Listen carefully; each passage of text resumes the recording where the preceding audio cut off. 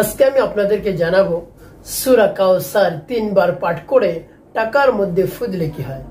খুবই দামি এবং গুরুত্বপূর্ণ আমলটি। এই আমলটি আপনি শিখে রাখুন, আপনার কাজে লাগবে।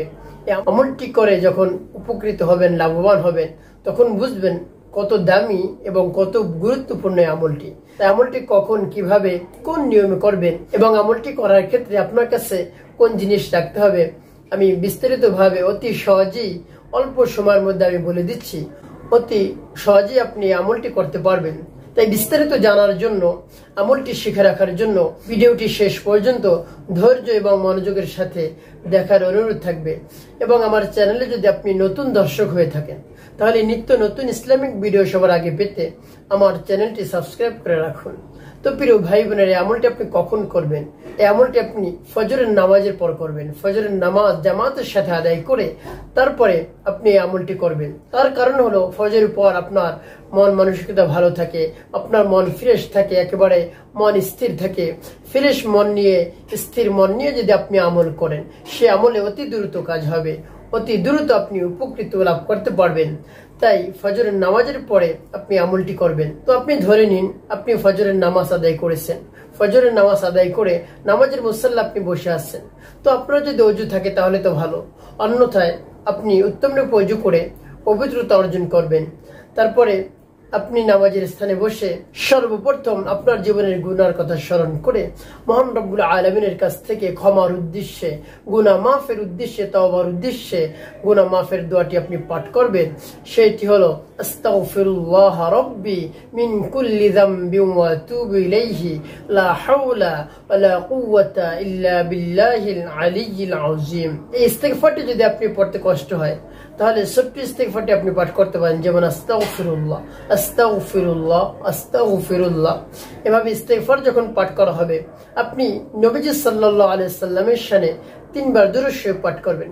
যখন দুরূদ শরীফ পাঠ করবেন, সাথে সাথে আপনার উপর রহমত নাজিল হতে থাকে, বরকত নাজিল হতে থাকে।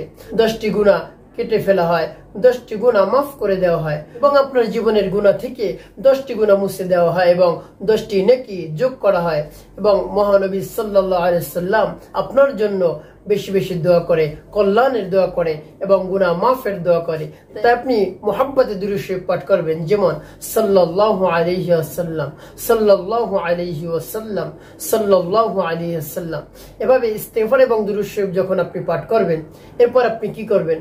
প্রিয় ভাই বোনেরা, একটি কথা বলতে ভুলে গিয়েছি, সেটি হলো আপনি যখন আমলটি শুরু করবেন, এর পূর্বে আপনার কাছে কিছু টাকা রাখবেন, অল্প কিছু টাকা রাখবেন বা আপনার সাধ্য অনুযায়ী আপনার সামনে কিছু টাকা রাখবেন। তারপর আপনার ইস্তিগফার এবং দুরূদ শরীফ পাঠ করা যখন হয়ে যাবে, সেই টাকার মধ্যে আপনি ফু দিবেন না। তারপর আমার দেখার নিয়ম অনুযায়ী আপনি সূরাতুল কাউসার পাঠ করবেন। সূরাতুল কাউসার যখন আপনি পাঠ করবেন, তখন আপনি যে উদ্দেশ্যে আমলটি করতেছেন, সেই উদ্দেশ্যের কথা মনে মনে ভাববেন, স্মরণ করবেন, চিন্তা করবেন এবং মহান রব্বুল আলামিনের কাছে আপনি মনে মনে দোয়া করবেন কোন উদ্দেশ্যের জন্য আপনি আমলটি করতেছেন। তারপরে আপনি এভাবে নিয়ত করে আপনি সূরা কাউসারটি পাঠ করবেন, যেমন বিসমিল্লাহির রহমানির রহিম, ইন্না আ'তাইনাকাল কাউসার فصل لربك وانحر إن شانئك هو الأبتر। এভাবে যখন সূরাতুল কাউসার পাঠ করা হয়ে যাবে, আপনার সামনে যে টাকা থাকবে এর মধ্যে আপনি একটি ফু দিয়ে দিবেন। তারপরে আপনি আবার পাঠ করবেন, যেমন বিসমিল্লাহির রহমানির রহিম, ইন্না আ'তাইনাকাল কাউসার ফাসাল্লি লিরাব্বিকা ওয়ানহার ইন্না শানিআকা হুয়াল আবতার। এভাবে সূরা কাউসার পাঠ করা যখন হয়ে যাবে, আপনার সামনে যে টাকা থাকবে এর মধ্যে আবার একটি ফু দিবেন। তো প্রিয় ভাই বোনেরা, এভাবে কতবার সূরাতুল কাউসার পাঠ করবেন? 3 বার সূরাতুল কাউসার পাঠ করে 3টি ফু সেই টাকার মধ্যে আপনি দিয়ে দিবেন। তারপরে সর্বশেষ আপনি 3 বার দুরূদ ইব্রাহিম পাঠ করবেন, যেমন আল্লাহুম্মা সাল্লি আলা মুহাম্মাদ ওয়া আলা আলি মুহাম্মাদ কামা সাল্লাইতা আলা ইব্রাহিম ওয়া আলা আলি ইব্রাহিম ইন্নাকা হামিদুম মাজিদ। আল্লাহুম্মা বারিক আলা মুহাম্মাদ ওয়া আলা আলি মুহাম্মাদ কামা বারাকতা আলা ইব্রাহিম وعلى آل إبراهيم ইন্নাকা হামিদুম মাজিদ। এভাবে যখন 3 বার দুরূদ ইব্রাহিম পাঠ করা হয়ে যাবে, তারপর আপনার সামনে যে টাকা থাকবে এর মধ্যে আপনি 2টি ফু দেবেন। তো প্রিয় ভাই বোনেরা, এভাবে আপনার টাকা পড়া হয়ে গেল, টাকার উপর ফু দেওয়া হয়ে গেল। এই টাকা আপনি কি করবেন এবং কোন উদ্দেশ্যে আপনি এভাবে আমলটি করলেন আমি আপনাদেরকে বলে দিচ্ছি।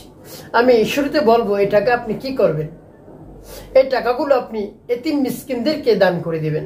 আপনার বাড়ির সামনে যখন এতিম মিসকিন আসে, তারপরে ফকির আসে, ভিক্ষুক আসে, তাদেরকে আপনি দান সদকা করে দিবেন। এভাবে যদি আপনি দান সদকা করেন তাহলে কি হবে, আপনার রিজিকের মধ্যে মহান রব্বুল আলামিন প্রশস্ততা দান করবেন, বারাকা দান করবেন, রহমত দান করবেন। আপনার সংসারের মধ্যে শান্তির ব্যবস্থা করে দিবেন। সব ধরনের অশান্তি দূর হয়ে যাবে।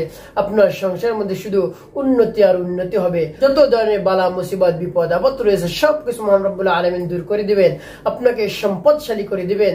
আপনি যদি আল্লাহ রব্বুল আলামিনের রাস্তায় বেশি বেশি খরচ করতে পারেন, আমার দেখার নিয়ম অনুযায়ী আপনি আল্লাহ রব্বুল আলামিনের উপর পূর্ণ বিশ্বাস রেখে, আস্থা রেখে এই আমলটা আপনি করুন, অবশ্যই আপনি উপকৃত হতে পারবেন। তবে প্রিয় ভাই বোনের, একটি কথা আপনাকে মনে রাখতে হবে, আপনাকে 5 ওয়াক্ত নামাজ আদায় করতে হবে, মিথ্যা কথা বলা যাবে না, তারপরে কাউকে কষ্ট দেওয়া যাবে না, মানুষের কল্যাণে বেশি বেশি আপনাকে কাজ করতে হবে।